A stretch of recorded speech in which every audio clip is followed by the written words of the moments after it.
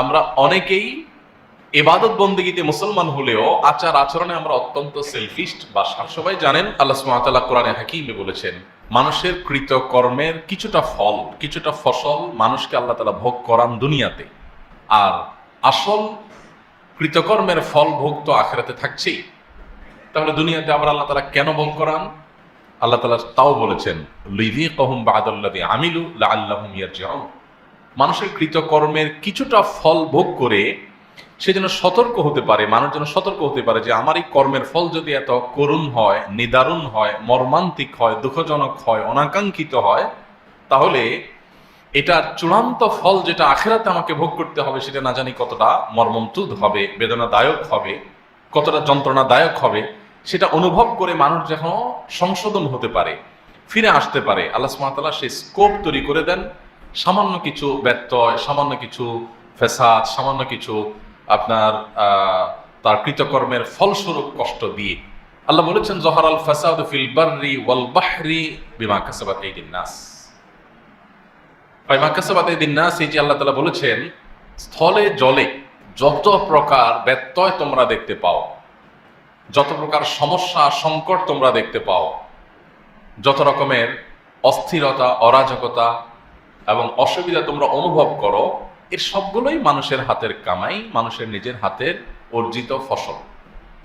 আমার ব্যক্তি জীবনে কোনো ত্রুটি, কোনো বিচ্যুতি, কোনো ব্যত্যয়, কোনো অনিয়ম, কোনো সমস্যা বা সংকট তৈরি হলে, একইভাবে আমার পারিবারিক জীবনে হলে, সামাজিক জীবনে হলে, জাতীয় জীবনে হলে, একজন মুসলিম, একজন বিবেকবান মানুষ সব কিছুর আগে ফোকাস করবেন এই সমস্যার পেছনে আমার দায়ের জায়গাগুলো কোন কোনটা, আমার কোন কোন জায়গায় ভুল ছিল যার ফলশ্রুতিতে আমাকে এই পরিণতি ভোগ করতে হচ্ছে।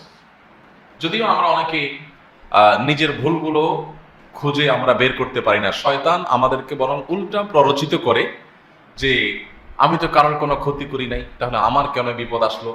আমরা নিজেদেরকে ফেরেশতা জাহির করার একটা প্রবণতা আমাদের মধ্যে থাকে। আল্লাহ সুবহানাহু ওয়া তাআলা আমাদেরকে আয়াতে বলছেন যে প্রতিটা বিপদ আপদ, প্রতিটি ব্যত্যয়, প্রতিটি সমস্যা সংকটে আমাদের নিজের দিকে আমাদের ফোকাস করতে হবে, নজর দিতে হবে যে আমার নিশ্চয়ই কোনো কোনো জায়গায় ত্রুটি ছিল যার ফলশ্রুতিতে এই সমস্যাটা তৈরি হয়েছে। সো আমি নিজেকে কিভাবে সংশোধন করতে পারি, কারেকশন করতে পারি।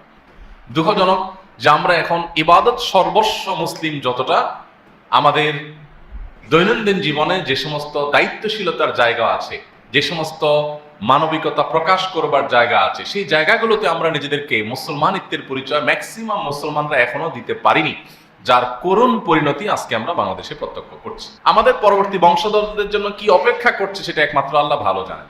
আমি প্রায় সময় বলি যে আমাদের যে জাতীয় পর্যায়ে আমাদের প্রত্যেকটা মানুষের গণহারে যে ত্রুটিগুলো আছে, সেই ত্রুটিগুলোর মধ্যে থেকে একটা ত্রুটি হলো আমরা অনেকেই ইবাদত বন্দেগীতে মুসলমান হলেও আচার আচরণে আমরা অত্যন্ত সেলফিস্ট বা স্বার্থপর। একজন স্বার্থান্ধ মানুষ কোনো দিন কোশ্চিন কালেও ভালো মুসলমান হতে পারে না।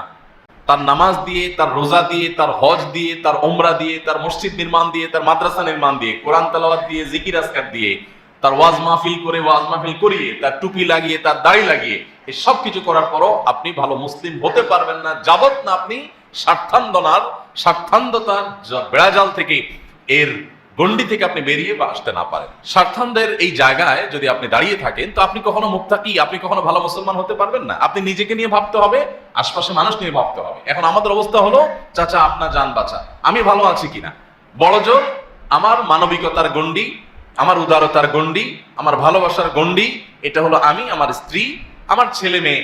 খুব বেশি উদার মানুষ হলে একটু ভাই বোনকে নিয়ে চিন্তা করে, জাস্ট এইটুকু, শেষ। কেউ কেউ শ্বশুর বাড়িকে হয়তো গণ্ডিতে রাখেন, ফিনিশ। আর বাকি কে বাঁচলো, কে মরলো, কে ধ্বংস হলো, দেখার কেউ নেই।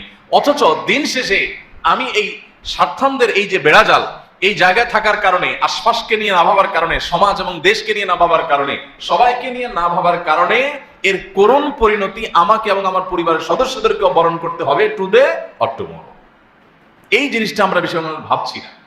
আমার চিপসটা খাওয়া হয়ে গেছে, ঠোঙাটা ফেলে দিলাম, কোথায় গিয়ে পড়লো, কার ক্ষতি হলো, কোন জায়গায় সমস্যা হলো, কে স্লিপ খেয়ে পড়লো, আমার দেখার দরকার নেই, আমার তো খাওয়া শেষ, আমি ফেলে দিছি আমার দায়ের শেষ গাড়িতে। প্রত্যেকটা বিষয়ে আমরা এতটা দায়িত্ব জ্ঞানহীন, এতটা স্বার্থপর যে আমাদের নিজের স্বার্থের বাইরে আমরা দেশ, দশ, সমাজ, আশপাশটাকে নিয়ে বাবার ন্যূনতম ফুরসতটুকু যেন আমাদের মধ্যে নাই।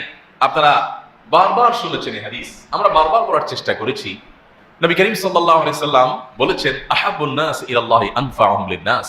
মানুষের মধ্যে সবচাইতে আল্লাহর কাছে প্রিয় মানুষ সে, যে মানুষ যত বেশি মানুষের ব্যাপারে পরোপকারী হয়, নিজের ধান্দা শুধু করে না, যে আমার দ্বারা কার উপকার হতে পারে, কাকে আমি একটু উপকার করতে পারি, পৌঁছতে পারি, কোনো বিপদে সহায়তা করতে পারি, আমার কারণে কারো কোনো অসুবিধা হচ্ছে কিনা, এই জিনিসটা যখন সবাই অ্যালার্ট হয়।